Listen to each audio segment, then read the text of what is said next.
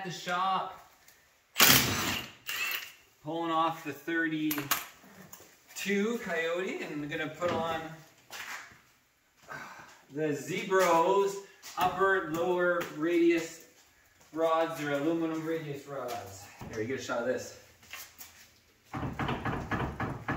So that is why, as the wheel was going up, it's moving in the hem joints, the bushing of the lower, it's moving like 2 millimeters, and the upper is going to move a little bit, but it's mostly the lower in and out. So that's one of the main reasons that instigated this. Of course, this one is also bent because you're driving and then you hit a rock, or you're rock crawling and it hooks a rock and it's going to bend the lower.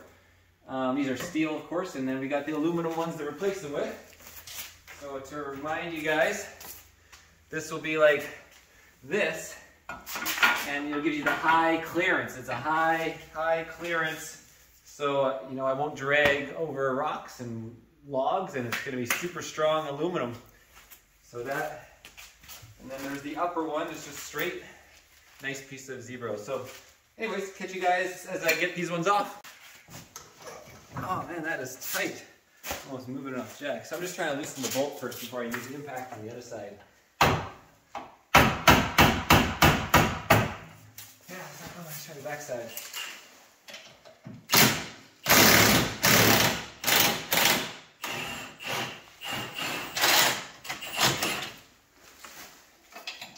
There's a nut. That thing was all the mud and dirt, you know. And of course the bolt, it's got the weight on it. But,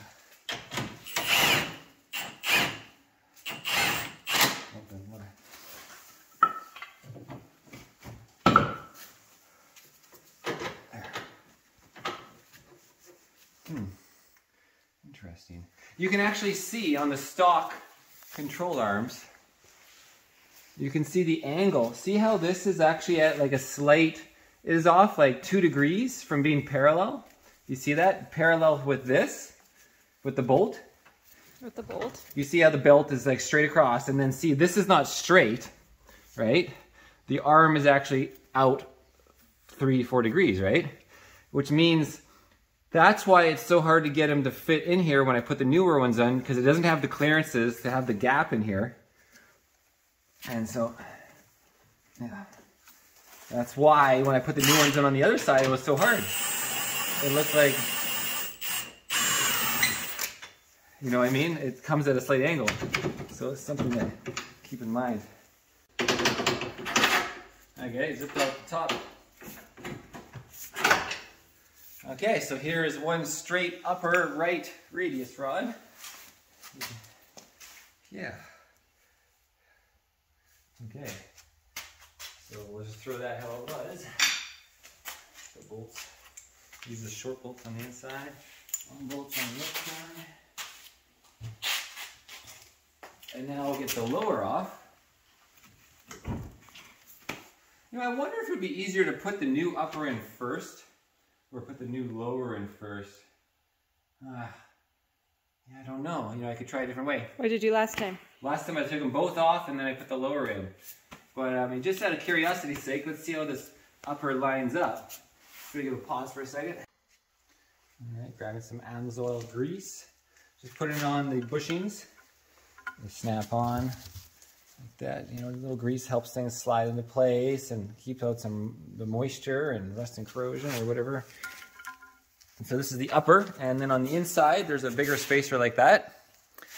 And throw a little grease on the back side so it slides in nicely. Always good to have some lube. On the back side. On the back side. And then let's see how it, if I, so this has to go up there. Actually, slide that into there, further past, and then slide this guy back into here. See, this is where I came across the problem before on the other side. Again, because it's coming in at an angle, it's trying to enter this, you see what I mean? It's trying to enter it at a slight angle, and that's why it just doesn't want to get into the lower section here very well, because this is actually, you know, the spacer setup could almost be the other way around, but you can't have it touch that, so the spacer needs to be there. So anyways, this is what took me like a half hour just to get the top in, hammering it and stuff. So, you know, it's a little bit of a bitch. I'm gonna put the upper bolt in first. What's going on, Marcel? Again, it's the same problem as I had the first time. Even the top doesn't like to line up. That's why I hate working on cars and side-by-sides is like similar trucks. It's all about hammering things to get the perfect fit. Oh, I got that one closer. Okay. Oh shit, now I need to get a bolt in that one. do you need some help? Oh fuck. I just had it. It's like greased everything up. What just happened, Marcel? Did you forget something? I still can't, it goes through the front, but it won't, it's like the plate. The bolt is going through the washers, but then it's hitting the top. The angle is not quite working to get this thing all the way through this plate. It's going, you know, and it's just not lining up with that fucker. Okay, now I'm getting the bottom out, so.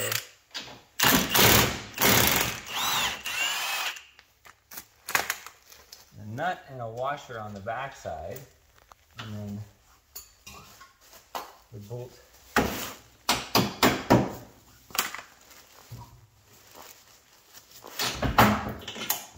Okay, there's that one. Again, you can see the corrosion building up on these things, sitting in mud all the time. It's side by side.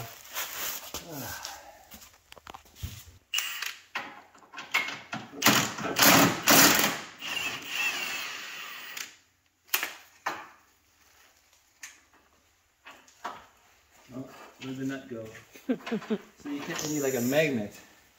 Then, you know, here's the end, and then the nut. Here's the bent one. Yeah, you can see a little. You probably wide angle, you can't tell, but where'd that fucking nut go? Nut job. Quentin, I don't know if he has like a magnet. I have, of course, magnets in my shop. I don't know where his are. If he has one. Oh, I got. You know, this is that bullshit. Trying to grab with your fucking fingers. Okay, there it is. The hard part will be then how do you hold the nut if you can't get your hand in there and get the next bolt to start the threads. So what I did last time, I took a piece of plastic and jabbed the plastic with this. So when you go like that, it connects with the plastic, and so you don't drop it, like, right? You need to hold it. So that's what I did last time. Yeah. So Marcel, when are you gonna clean this thing? Well, that was one snowy ride, and of course we dug right down to dirt. So I don't know, it's gonna get clean when it's not negative freaking 22 like it's gonna be in the next 5 days. Negative 22 at nighttime, negative 20 in the day. So yeah, we're not even going side by side in tomorrow. It's gonna be like negative 11 or 12 or 13 or worse up the mountain. So we're gonna take Jeep Life out, and I think he called him, what did he call him? Thor. And then we're gonna take your Toyota Tundra TRD with, you know, with your winter tires with some studs, just some regular size. Got some studs with me. 245, whatever you have, size 30s or something, 31s. I haven't measured, but yeah. Probably, if you can believe it, the Tundra also made it up. I was just gonna do a tire size. We're just connecting from the top of Gillard to the Chute Lake Lodge via the KBR. So again, we're fresh tracks, fresh powder. It's gonna be awesome. Look at the size of this tire difference. Super sick.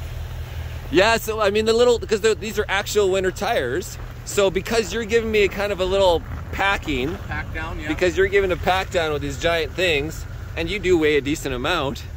As long as I stay on the pack, it's like I'm getting traction. It just sucks me everywhere like the RS1 when I'm not as wide as you. Yeah. So that's my biggest problem. Cool. All right. If I had some spacers. Let's continue on. All right. There you go. How's this machine working out? Good, man. Nice. All right.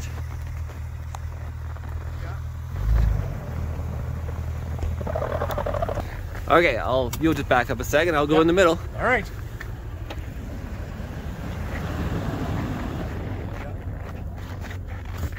All right, we're gonna go in the middle again.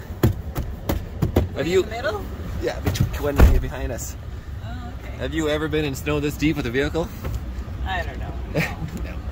Okay, I'm ready to put the lower in on the right radius ride. And off camera, I use the rear spacer that they give you, and kind of like a shim spacer for the inner. And on they have two rubber, you know, there's a sleeve there, and they give you two little rubber O-rings. So I don't want to wreck the O-rings, like, so you got to make sure you get that straight. And so anyways, I'll put the, which side are we going to put in first? I'm not sure. Probably again.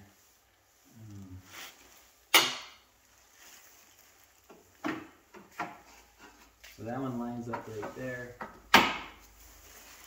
Oh my god, this might actually be... Oh. This might actually be pretty good. Oh, yeah. It's already just lining up pretty easy. So where's that bag bolt? This is where you kind of like gotta get on your back, like Coco. Like Coco? This is like Coco. She's the dual hand too. She does duals. Look at that beat up Freddy.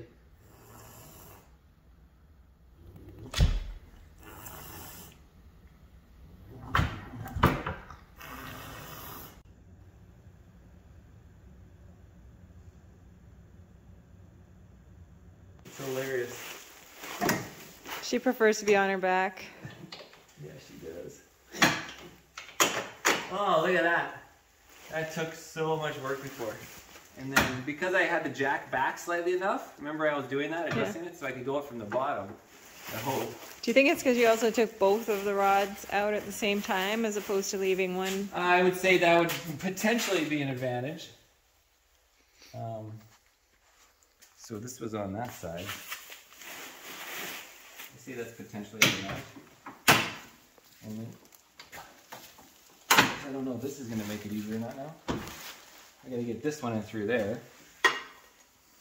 Which one? This one. Okay. It's just not, oh, there we go. You can just bend it, you can actually just pull this out. It's kind of just a thin bit of sheet metal. And then I got to then, okay, the weight's right there. Okay. Now I need to just get that through the backside, which I can't even see. Oh.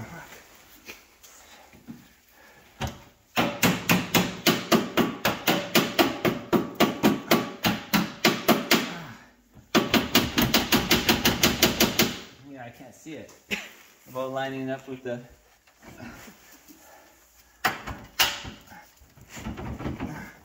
That's where the bitchiness comes in.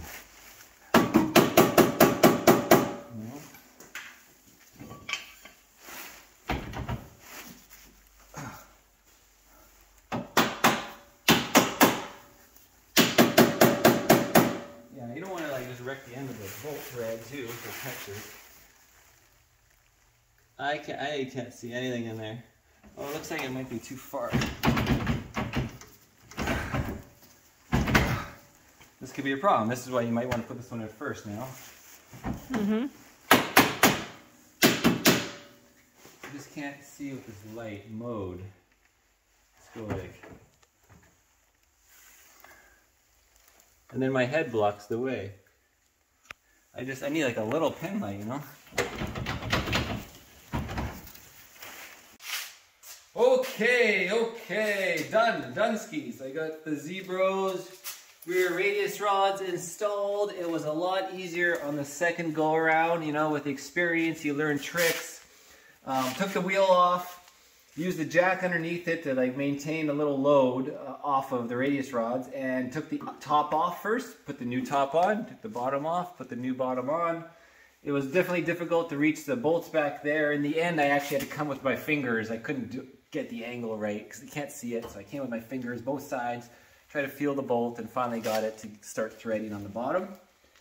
And you know, the angles, because of the twisting and torquing, yeah, so it's just a little bit of a shitty working on the machines, but and then I jumped on the machine, you know, like climbed up on it, and then I torqued the center, and then I torqued the center down after it on the ground, just to make sure it doesn't have any like tension on the bolts. But so anyways, guys, tomorrow it's gonna be freezing, so we're going GP and 4x4ing, but we'll get on there in a week so when it cools up, when it warms up a bit. Thanks.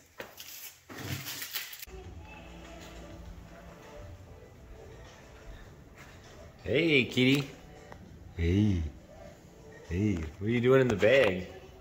Are you a present? Where's the other side of the handle? There we are.